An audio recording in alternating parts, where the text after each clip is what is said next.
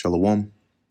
First and foremost, I want to give all praises, honor, and glory to Yahweh, Bahasham Yahushai, Bahasham Recha Kodash. Double honors to the elders and the apostles of Great Millstone, and peace and blessings to the elect.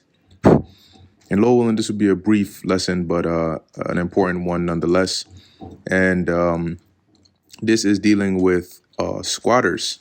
Okay, now this is an article from Zero Hedge, and the headline reads, "Beware of squatters." It says here, if you own a home and don't want to lose it, keep reading. Homeowners who go on vacation or a business trip, even for just a week, are returning to find their houses overtaken by trespassers who fraudulently claim a right to be there. It's happening to tens of thousands of homeowners from New York City to Atlanta and Los Angeles. And immediately, a precept that came to mind, which I'm sure we all know, is in the book of Second Esdras. All right, so let me get that real quick. Okay, which, a lot of these events that were seen by the prophet Esdras, they're not like a one-time thing. Okay, but they are going to continue to intensify.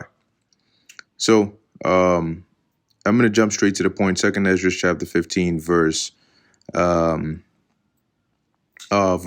It says, "For the sword and their destruction draweth nigh, and one people shall stand up and fight against another, and swords in their hands." Okay, which, you shouldn't be surprised with the level of division that's going on, in this country and really in society today, right? Division is on a whole nother level, between genders, between race, between political stance, between, anything basically. All right. Now, verse 16, it says, "For there shall be sedition among men, and invading one another. They shall not regard their kings nor princes, and the course of their action shall stand in their power." And that's the point right there, invading one another. Okay, invading one another. Now, when we jump down to I'm going to read 17 as well. It says, "A man shall desire to go into a city and shall not be able, for because of their pride, the city shall be troubled, the houses shall be destroyed, and men shall be afraid." Okay, and so, like I said, immediately the precept that came to mind was the invading one another, which you're seeing here about these squatters, and it's very bad in places like New York and some of these other heavy democratic areas, as you find out as we read. Okay, so it says here, when owners call the police, they are told police can't help. It's a civil matter, and they have to file an eviction lawsuit, which can drag on for months or years because housing courts are backlogged. So you pretty much just lost your house. All right, it says here, meanwhile, owners are out on the street while squatters are living free, destroying houses, right? We just read that. And even selling off owners' belongings. They find a nice house, you ain't in it, you come back and they in it, it's their house now. I'm the captain now. If you found a stranger sitting in your car and called the police, they would immediately ask to see the registration and decide who owns it. According to Georgetown law professor Jonathan Turley, they wouldn't let the thief drive off, but the law is stacked against homeowners. You can thank leftist lawmakers who have degraded property rights and titled the law to favor criminals.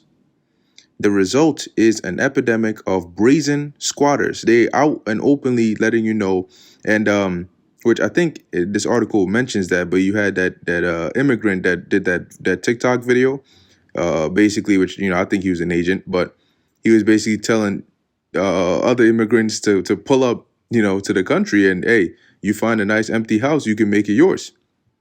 So imagine that. Imagine, first off, you hearing, I could come to this country and they can have shelters for me, and I'm good with that. Now you're hearing, hey, you see them luxury mansions, them houses you see on TV. Guess what?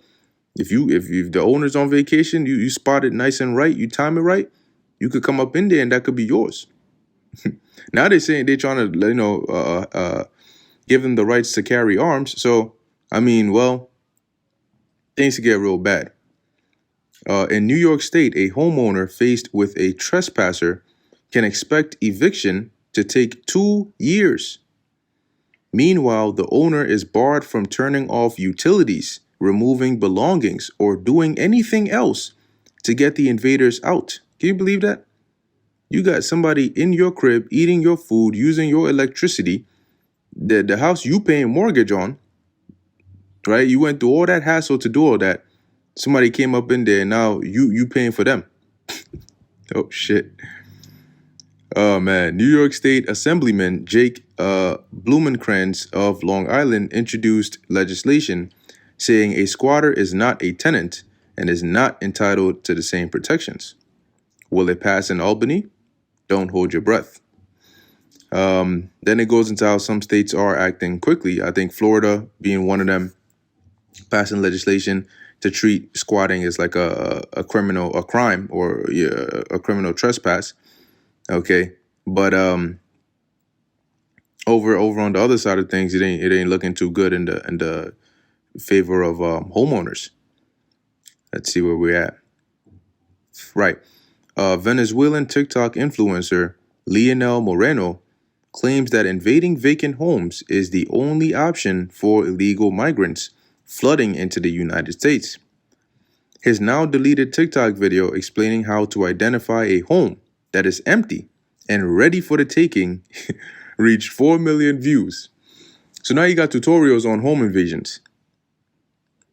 If somebody told you, if you were, if you're like I guess what they would call old head, but maybe somebody that's a little older who saw what America looked like, you lived here, you saw what it looked like decades ago, and somebody told you, that in a couple of decades from now, and they described what America is right now to you back then, would you believe it? Probably not really. Maybe some. It could be like a little stretch, but you're like, damn, that's kind of crazy. But hey, even probably, within the last decade. Okay, but especially during and after this demic, things have taken a drastic turn. Surprised? Don't be. Criminals from south of the border are coming in droves to plunder the far wealthier United States.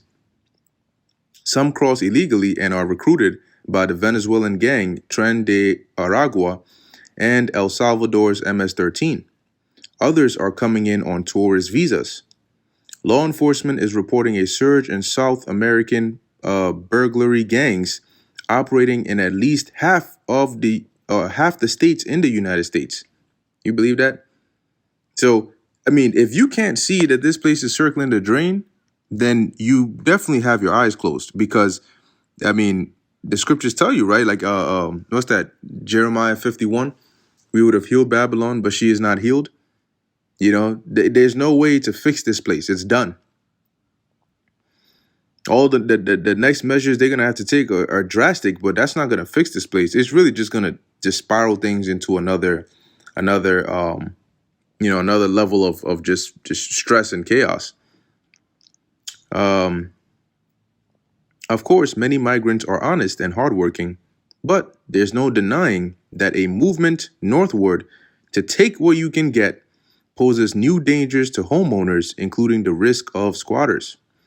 As Mr. Moreno says, if a house is not inhabited, we can seize it. Oh, shoot. So this is pretty much what's going on over here. And like I said, it's only getting worse and worse and worse. I'm sure next week there will be some even more news that's highlighting the literal, moral, and just spiritual breakdown of this place. You got bridges collapsing, maybe more might collapse, who knows? But you got men going around punching women in the face, and I mean, things are just different, and it's only getting progressively worse. All right, so beware indeed, because these are the times we're living in, and as Yahushua prophesied, these are the beginning of sorrows. All right, so gird up the loins of your minds, because you're getting ready to see some real interesting times. Anyway, with that, I'm gonna end it here.